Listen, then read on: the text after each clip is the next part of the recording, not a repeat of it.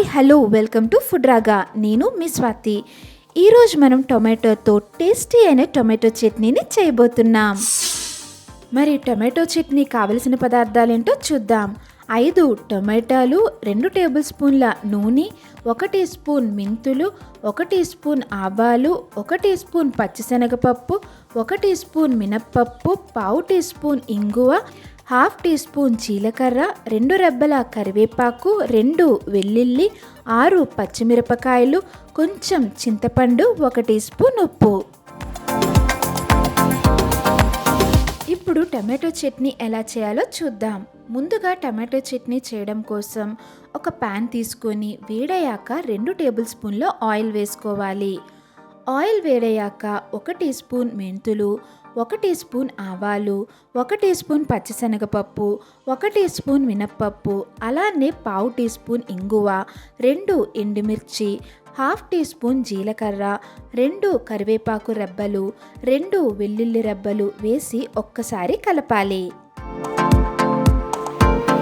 ఇప్పుడు పొడవుగా కట్ చేసుకున్న 5 నుండి 6 పచ్చిమిర్చి, అలానే 5 పొడవుగా కట్ చేసుకున్న టొమాటోలు మరియు 1 టీ స్పూన్ ఉప్పు వేసి కలుపుకోవాలి.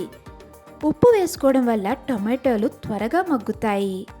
మీరు ఫస్ట్ టైం మా ఛానల్ని చూస్తున్నట్లయితే లేదా ఇంకా మా ఫుడ్ రాగా ఛానల్ని సబ్స్క్రైబ్ చేసుకున్నట్లయితే వెంటనే సబ్స్క్రైబ్ చేసుకోండి.